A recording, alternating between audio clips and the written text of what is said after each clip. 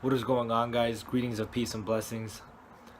Now, what happened in Las Vegas, that was tragic, and we see people sadly politicizing the event. We see people that are insincere and they're telling others not to politicize the event, but they always politicize events. Now, specifically here, I'm talking about right-wing Christians, nationalists, and Zionists, and we mainly see them doing this every time, or a lot of times, I should say, or maybe even every time when a tragic event happens. So, for example, you have Sarah Huckabee, one of Trump's spokespeople, and Mike Huckabee is Sarah Huckabee's father, and this guy's supposed to be a Christian pastor. He became a politician, and he lies all the time. His daughter lies all the time, and Sean Spicer lied. So these people are constantly lying, and they always preach They always say Judeo-Christian values and stuff. So again, we see their hypocrisies. But back to what I was saying, Sarah Huckabee said, don't politicize this event, and we see people on the right wing, a lot of Christian channels and stuff too, that are right wing and they're fundamentalists and they're extremists. They're just politicizing this event. They're trying to somehow link it with left wingers and Antifa and communism and all this other weird stuff, but at the same time they say it somehow has to be Islam and stuff, even though the guy had a girlfriend and he drank beer and he gambled and stuff, and this is all against Islam. Murdering innocent people, killing innocent people, and all that, that's also against the teachings of Islam. But again, this is why I say they are insincere. This tragic event happened. First thing they do is they try to link it with Islam, even though this has nothing to do with Islam. Remember, Islam is perfect, Muslims are not. And secondly, let's use logic and reasoning and call them out, and I'll show you they're not sincere. So they always preach turn the other cheek, but when an event happens, a Mexican does something or a Hispanic person, what do they say? Close down the borders, this, and that. And if an African American or black person does something, what do these people say? They say they go on TV and they call an entire community of people thugs and stuff.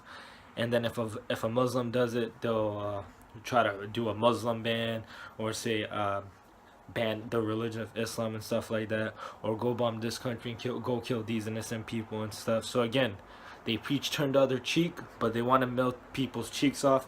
And truly, if they believe in turn the other cheek, now again, they're old and see, Muslims, Islam, it is peaceful, but it is not pacifist. Christians try to claim Christianity is pacifist. It's not. The Old and New Testament promotes, or I should say, the Old and New Testament has violence, and it also promotes it too. But again, we see Christians, if they truly believe this, they always say, sell your sword and for a cloak. They say stuff like this, or they say turn the other cheeks. Well, if they truly believed it, why do they support armies and stuff? That's not turning the other cheek. Why do they always support? Why would they support the Second Amendment, right? Don't you just turn the other cheek? For the sake of argument, let's just say that's what your Bible preaches, pacifism.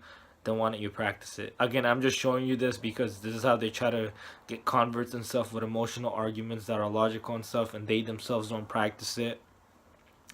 And we see them politicizing it.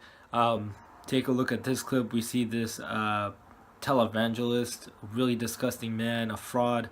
He's been arrested in the past, and he's trying to politicize hurricanes, claiming that because America somehow tried to divide Israel, the hurricane happened, and that's why America's being divided and stuff. Take a look at this clip. Could Harvey and Irma, was it Irma? Yeah. Could they be connected to Israel also, do you think? Correct. And I'll put it this way. Every major hurricane that we've had since October of 1991 have had a relationship to what we were doing with the state of Israel. Mm-hmm. Every one. And that's been a lot. And I think that what's important to understand, when you have these situations, when you have hurricanes, you look to see what the White House is doing with the state of Israel. They have a comprehensive plan, in some ways a brilliant plan, of being able to bring all the Sunni countries, Israel, and the United States under the same umbrella. That the United States will support the Sunnis against Iran, which is the #1 threat in the Middle East right now. That is the #1 threat, is Iran.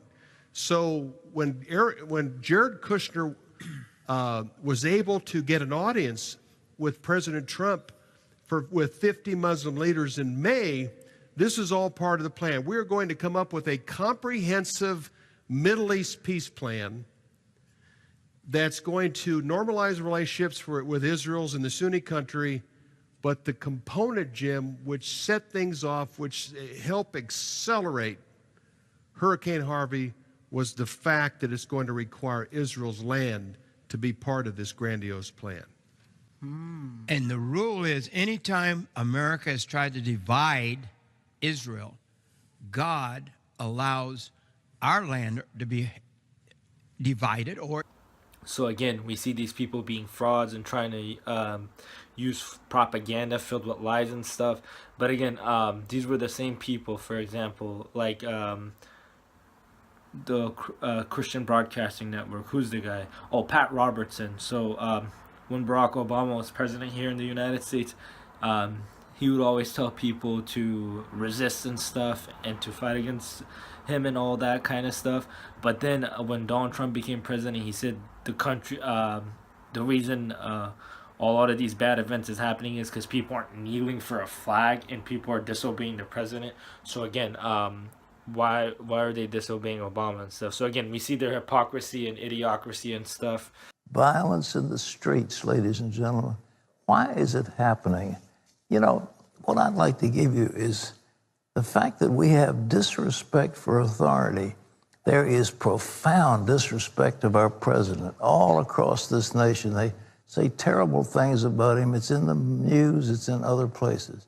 There's disrespect now for our national anthem, disrespect for our veterans, disrespect for the institutions of our government, disrespect for the court system, all the way up and down the line, disrespect. And when you lose that kind of respect, you lose this authority. But more than anything, until there is biblical authority, there has to be some controlling authority in our society, and there is none. And when there is no vision of God, the people say, there's no vision of God, the people run amok. When there's no vision of God, the people run amok. And that we have taken from the American people the vision of God, the whole idea of reward and punishment, an ultimate judge of all our actions. We've taken that away. And when there is no vision of God, the people run amok. And then even right now, we see people like Alex Jones and stuff and other right-wingers trying to link this with Islam, but at the same time, they claim it's left-wing too. So again, this is two contradictory opinions. Like I said, this is when they somehow claimed Barack Obama was a secret Muslim or something, where he was Muslim, but at the same time, he was an atheist and a communist. And they also said, so again, Islam and atheism, two ideologies that are different, that disagree with each other. They're different. You can't be both at the same time. And then they also said he was bringing in Sharia law, even though God's law, Sharia law, Islamic law does not allow homosexuality, but at the same time he passed it. So again, George Orwell talked about this. This is doublethink, where you believe in two contradictory opinions. This is exactly what people like Alex Jones promote. Again, he used to preach this thing called the right-wing, left-wing paradigm, where he said the left and the right, they were the same side of the opposite coin. Or they would say it's the same puppet master controlling the right and the left. Again, even he doesn't believe in his old conspiracy theories, or he makes up two contradictory conspiracy theories. So again, we see their insincerity. Now here's the big news. Islamic State has taken responsibility, and the man known by the police for issues, I guess mental illness, had reportedly converted to Islam in the last 2 months. And even though that's being reported by Reuters and others, you're not seeing it on CNN or MSNBC. We've been tracking it. Maybe I missed it. But that's pretty big news, isn't it? Which is the 100-year anniversary. The 100-year anniversary of the Bolshevik Revolution, and the literal grandchildren of the folks that financed the Bolshevik Revolution out of New York and London are now bragging, saying Bolshevik 2 is launching. I told you over and over again that I believe their November 4th launch terror date was a smokescreen for them to begin launching terror attacks in October. They will get successively more intense until you basically come punch drunk to them. Then they'll launch their main attack. Here's the other big news. On Saturday night, Sunday morning, they released OJ just 20 hours before the attack took place, so all the media would come and be in place to cover this event. The whole thing has the hallmarks of being scripted by deep state Democrats and their Islamic allies using mental patient cutouts. I'm Alex Jones. And now specifically, we see them trying to somehow blame this on Islam and stuff. I'm going to end the video right here, guys. But remember, Islam is perfect. Muslims are not. So they always try to use Muslims and stuff to slander Islam. Again, we see their insincerity and stuff. And I've showed it in this video. Reflect upon this, guys. Peace.